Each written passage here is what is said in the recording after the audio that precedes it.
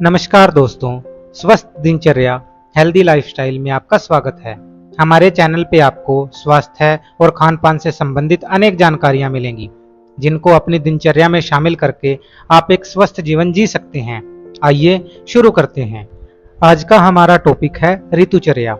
ऋतुचर्या का अर्थ है ऋतुओं के अनुसार हमारा खान पान और दैनिक कार्य। हमारे शरीर पर खान पान के अलावा ऋतुओं का भी गहरा प्रभाव पड़ता है। एक ऋतु में कोई एक दोष बढ़ता है तो कोई शांत होता है, और दूसरी ऋतु में कोई दूसरा दोष बढ़ता है तथा अन्य शांत होता है। आपने देखा होगा, अलग अलग ऋतुओं में अलग अलग बीमारियां हावी होती हैं। जैसे वर्षा ऋतु में पानी इकट्ठा होने की वजह से, गंदा पानी जमा होने की वजह से मच्छर फैलते हैं, जिनकी वजह से मलेरिया, डेंगू, टाइफाइड जैसे रोग उत्पन्न होते हैं। शरद ऋतु में सर्दी, जुकाम, बुखार जैसे रोग उत्पन्न होते हैं। अगर शरद ऋतु में हम कोई ठंडी चीज खा लेते हैं तो उससे भी हम बीमार हो सकते हैं, हमारा गला खराब हो सकता है। इस प्रकार मनुष्य के स्वास्थ्य के साथ ऋतुओं का गहरा संबंध है। अतः आयुर्वेद में प्रत्येक ऋतु में दोषों में होने वाली वृद्धि, प्रकोप या शांति के अनुसार सब ऋतुओं के लिए अलग अलग प्रकार के खान पान और रहन सहन के बारे में बताया गया है। अगर आपको दोषों अर्थात त्रिदोष के बारे में अधिक जानकारी चाहिए तो उसके लिए आप हमारी वीडियो त्रिदोष देख सकते हैं, जिसका लिंक मैंने डिस्क्रिप्शन में दे दिया है।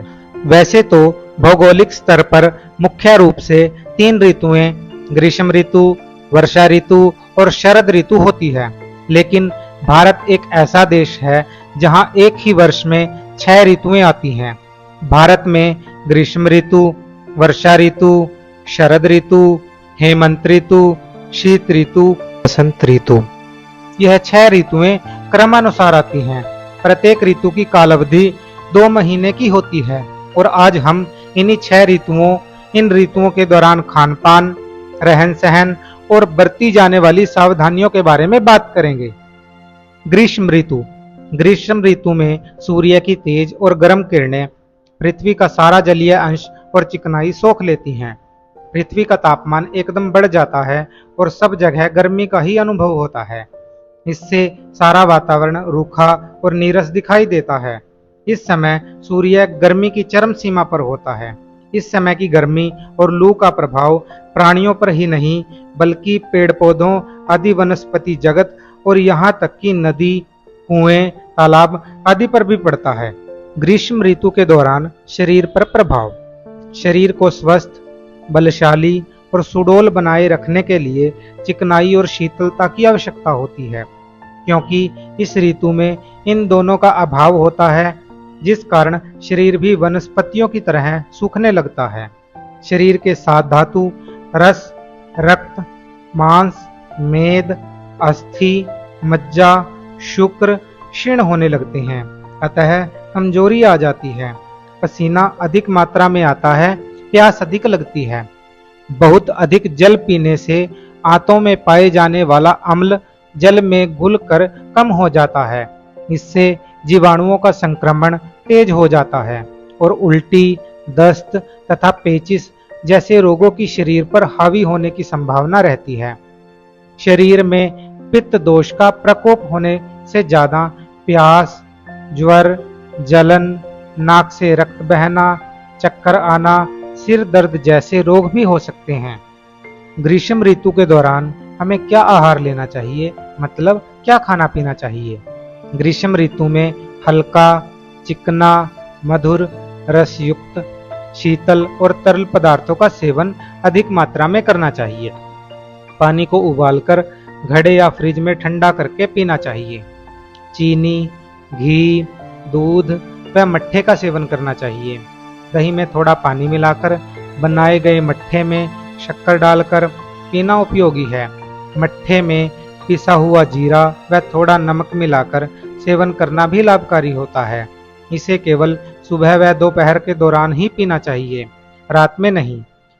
सब्जियों में चौलाई, करेला, बथुआ, परवल, पके टमाटर, छिलके वाले आलू, कच्चे केले की सब्जी, प्याज, सफ़ेद पेठा, पुदीना, नींबू, इन सब का सेवन करना चाहिए। दालों में बिना छिलके की मूंग दाल, अरहर और मसूर की दाल, ग्रीष्म ऋतु में हम इन दालों का उपयोग कर सकते हैं। फलों में तरबूज, मीठा खरबूजा, मीठा आम, संतरा और अंगूर, हरी पतली ककड़ी, शहतूत, अनार, आंवले के मुरब्बे का सेवन कर सकते हैं।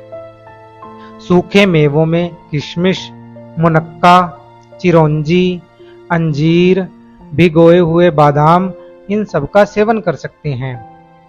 तरल पदार्थों में नींबू की मीठी शिकंजी, कच्चे आम का पन्ना, गुलाब का शरबत, मीठी दही की लस्सी, बेल का शरबत, ठंडाई, खसखस, गन्ने, सेब, मीठे संतरे का रस, नारियल का पानी, मिश्री व घी मिला दूध, भैंस का दूध, रायता जैसी चीजों का सेवन सेहत के लिए बहुत अच्छा होता है। इस ऋतु में भोजन कम मात्रा में और अच्छी तरह से चबा चबा कर खाना बहुत जरूरी है। हमें ताज़ा और गर्म भोजन ही लेना चाहिए। ठंडा होने के बाद फिर गर्म करके खाना या फ्रिज में रखे व्यंजन को गर्म करके खाना ठीक नहीं होता। फ्रिज में देर तक रखे खाद्य पदार्थ का सेवन करना हानिकारक होता है। फ्रिज की जगह घड़े या सुराही में ठंडा किया हुआ पानी ही पीना चाहिए। ग्रीष्म ऋतु के दौरान विहार अर्थात रहन सहन। इस ऋतु में वृक्षों से भरे बाग बगीचों में घूमना स्वास्थ्य के लिए अच्छा होता है, क्योंकि इनमें सूर्य की किरणें सीधी धरती पर नहीं पहुंच पाती, तो वहां अधिक गर्मी नहीं होती। रहने का स्थान मुख्य रूप से सोने का कमरा, पानी के फव्वारे, पंखे या कूलर से ठंडा किया जा सकता है। मोतियों की माला पहननी चाहिए, क्योंकि मोती में शीतलता प्रदान करने का एवं उपचारात्मक प्रभाव होता है। इसमें पित्त के विपरीत गुण होते हैं तथा यह रक्त का शोधन भी करता है। इसमें नाक एवं मसूड़ों से होने वाले रक्तस्राव को रोकने की क्षमता होती है। सूती व सफेद या हल्के रंग के वस्त्र पहनने चाहिए। बाहर धूप में नहीं घूमना चाहिए।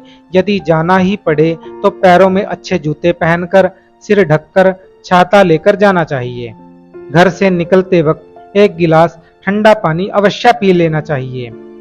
रात को 10 बजे के बाद तक जागना पड़े तो बीच बीच में एक गिलास ठंडा पानी अवश्य पीते रहना चाहिए। इससे वात और कफ दोष कुपित नहीं होते और कब्ज भी नहीं होती। रात का भोजन हल्का और आसानी से पचने वाला होना चाहिए। अगर हो सके तो इस समय सप्ताह में 1-2 बार खिचड़ी का सेवन करना चाहिए। रात का भोजन जितना जल्दी हो सके कर लेना चाहिए। इस ऋतु में दिन के समय थोड़ा सोया जा सकता है। अनुचित आहार विहार ऐसे आहार विहार जिनसे ग्रीष्म ऋतु के दौरान परहेज करना चाहिए। ग्रीष्म ऋतु में गर्म प्रकृति के खट्टे, कड़वे, नमकीन, रूखे और कसैले पदार्थों का सेवन कम से कम मात्रा में करना चाहिए। भारी, तले हुए, तेज मिर्च मसालेदार, बासी, लाल मिर्च वाली चीज़ें, उड़द की दाल, लहसुन, सरसों, खट्टी दही, शहद, बैंगन, बर्फ जैसी चीज़ों का सेवन बिल्कुल नहीं करना चाहिए। औषधि के रूप में शहद का उपयोग किया जा सकता है। बाजार में बिकने वाली चाट चटनी जैसे खट्टे पदार्थ भी हानिकारक होते हैं। एक बार में अधिक पानी बिल्कुल न पिए, इससे पाचक अग्नि कमजोर होती है। ठंडे वातावरण से निकलकर तुरंत धूप में जाना और धूप से आकर तुरंत पानी नहीं पीना चाहिए। हमेशा थोड़ा रुक कर पसीना सूख जाने के बाद और शरीर का तापमान सामान्य होने पर ही तरल पदार्थ, पानी, जूस आदि का सेवन करना चाहिए। फ्रिज में रखे पानी में सादा पानी मिलाकर ही पीना चाहिए। मद्य पदार्थ मतलब शराब या नशीले पदार्थों का सेवन इस ऋतु में बिल्कुल नहीं करना चाहिए। अनुचित विहार अर्थात रहन सहन ऐसे रहन सहन के तरीके या आदतें जिनसे ग्रीष्म ऋतु के दौरान परहेज करना चाहिए। रात को अधिक देर तक बिल्कुल न जागें। दिन के समय धूप में अधिक न घूमें, इससे लू लगने या बीमार होने का खतरा रहता है। धूप में नंगे सिर बिल्कुल न घूमें। अधिक समय तक भूखे प्यासे न रहें। उचित समय पर नियंत्रित भोजन ही करें। ज्यादा देर तक या ज्यादा व्यायाम न करें। मल मूत्र के वेग को न रोकें। इन सब आदतों को अपनी दिनचर्या में शामिल करके ग्रीष्म ऋतु के दौरान हम अपने शरीर को स्वस्थ रख सकते हैं। इस वीडियो के माध्यम से आज हमने 6 ऋतुओं में से ग्रीष्म ऋतु और इस ऋतु के दौरान खान पान और रहन सहन के बारे में जाना। अन्य 5 ऋतुओं के बारे में आप हमारी अगली वीडियो, जो कि इस वीडियो का पार्ट 2 होगा, उसमें जानेंगे।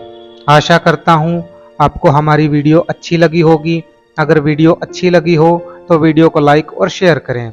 स्वास्थ्य और खान पान से संबंधित अधिक जानकारी के लिए हमारे चैनल स्वस्थ दिनचर्या हेल्दी लाइफस्टाइल को सब्सक्राइब करें और साथ में बेल आइकन को दबाएं, ताकि हमारी वीडियो की नोटिफिकेशन सबसे पहले आप तक पहुंचे।